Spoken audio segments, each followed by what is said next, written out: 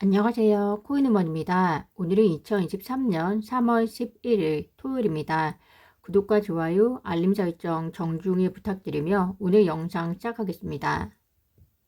지금은 미국이 실리콘밸리 은행의 파산으로 시끄럽고 또 암호화폐 시장에도 영향을 미쳤는데요.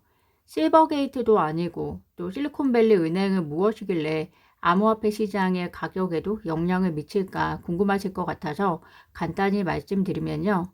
실리콘밸리에서도 벤처기업을 중심으로 대출도 해주고 예금을 받는 상장은행이 실리콘밸리 은행입니다.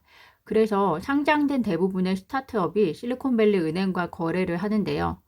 그런데 연준의 통화 정책으로 금리가 인상이 되면서 금리에 민감하게 반응할 수밖에 없는 스타트업들의 현금 흐름이 둔화되기 시작이 되었고, 그래서 이를 해결하기 위해서 실리콘밸리 은행에 있는 예금을 막 인출하기 시작하면서 뱅크런 이슈가 발생하게 됩니다.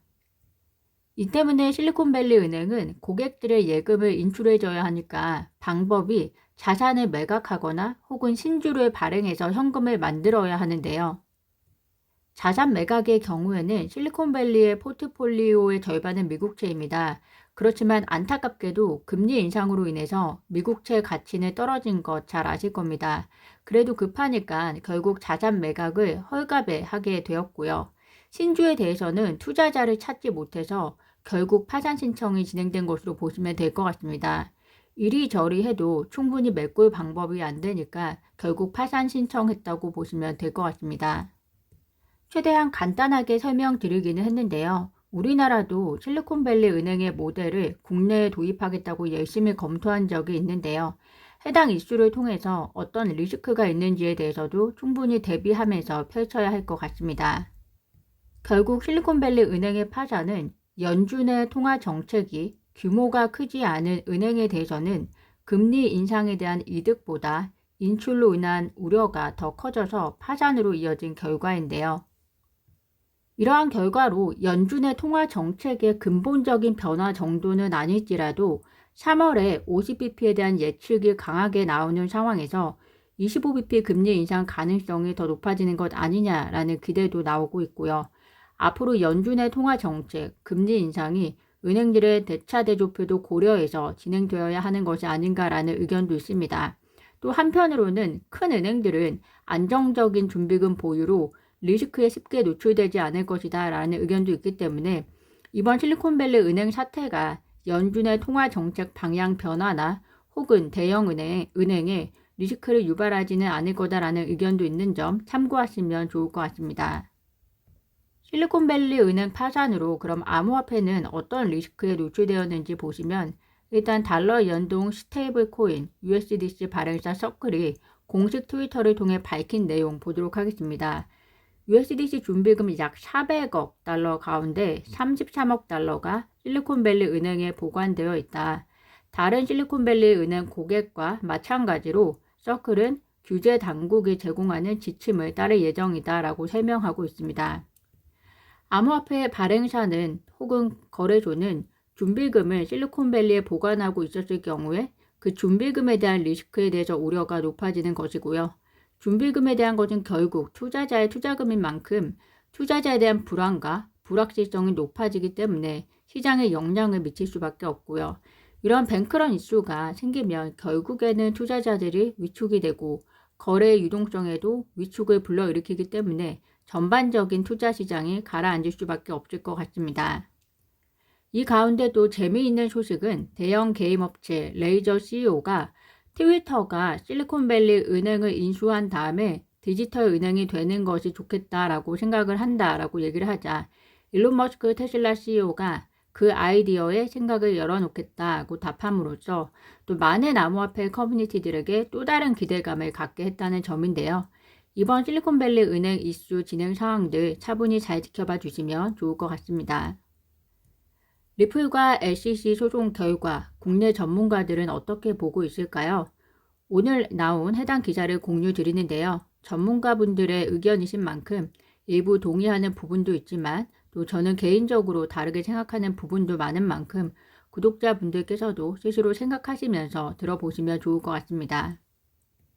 국내 전문가 분들은 일단 리플 소송에 대해서는 양측 모두 뚜렷하게 승기를 잡았다고 보기엔 어렵다라고 판단하고 있는 상황으로 보이고요. 한 전문가는 판사가 리플의 공정고지 위반 주장을 받아들일 경우 리플이 이길 가능성이 크다라고 이야기를 하고 있습니다. 그렇지만 한편으로 미국 내 SEC의 영향력이 더욱 커지는 상황을 미뤄 짐작할 때 법원이 SEC의 손을 들어줄 확률도 높다라고 하고 있고요. 다른 전문가는 SEC 주장대로 과거에 리플랩스가 반복적으로 리플의 유동성과 수요를 높이기 위해 노력했다는 점이 인정이 된다면 이는 하위 테스트 요건 중에서 수익이 창출될 것이라는 합리적인 기대와 타인의 노력, 요건 등을 충족한다라고 분석을 하면서 이러한 부분을 법원이 받아들인다면 SEC가 소송에서 승기를 잡을 것이다라고 얘기를 하고 있습니다. 또 다른 전문가는 리플랩스는 자신들의 프로젝트에 자본을 조달하는 데 리플을 사용하거나 증권에 리플을 얹어서 거래하는 경우도 있었다라고 하면서 이런 경우에는 명백히 증권으로 사용된 사례로 볼 수 있다라고 했는데요. 모든 전문가들은 소송의 승패를 가늠하기 어렵다고 보고 있지만 결과가 어느 쪽으로 나더라도 그 후 폭풍은 클 것으로 예측을 하고 있는데요. 특히 리플이 지게 될 경우 국내의 경우에는 누군가가 리플의 증권성을 판단해달라고 금융감독원에 투서를 넣을 가능성이 있고 그렇게 되면 금융당국이 미국의 판결과 반대되는 결론을 낼 가능성이 희박하다. 이러한 논란은 또 리플에서만 끝나는 것이 아니라 모든 코인에 대한 증권성 검증이 일어날 가능성도 배제할 수 없다라고 이야기를 하고 있고요. 또 다른 전문가는 국내 규제 당국이 또 미국 규제 당국 기조를 따라가는 것을 고려할 때 이번 소송 결과에 맞춰 국내의 증권성 판단 원칙에도 영향이 있을 것으로 보인다고 분석을 하고 있습니다. 저는 개인적으로 리플과 SEC 소송은 단순한 부분이 아니기 때문에 어떤 한 포인트에 대해서 유리하다고 해서 승패를 예상할 수는 없을 것 같고요. 그리고 과거에 리플을 거래했던 부분과 그리고 2차 시장에서 리플 XRP의 거래 또한 판사의 판결이 필요한 부분이기 때문에 국내 전문가분들의 의견보다 좀 더 섬세한 접근이 필요할 것으로 보입니다.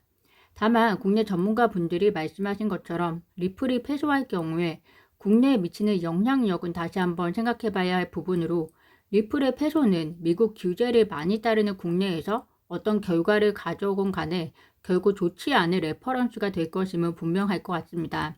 하지만 한편으로 미국 SEC가 해외 판매에 대해서 관할을 우기지는 못하고 있기 때문에 결국 미국 내에서 판매를 가지고 증권 여부가 결정이 될 텐데요.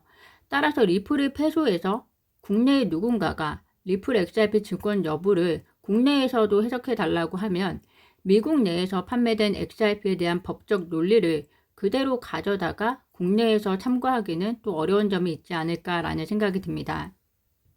미국 법무부가 바이낸스 USG의 13억 달러 규모 보이저 자산 인수를 승인한 파산 법원에 항소장을 제출했습니다. SEC가 안 되니 미국 법무부가 나선 것 같은데요. 아우가 힘드니 형이 도와주는 격도 아니고 미국의 민낯이 그대로 드러나는 순간인 것 같습니다. 제가 오늘 준비한 소식은 여기까지입니다. 오늘도 영상 시청 진심으로 감사드리고요. 구독과 좋아요, 알림 설정은 코인우먼에게 큰 힘이 됩니다. 감사합니다.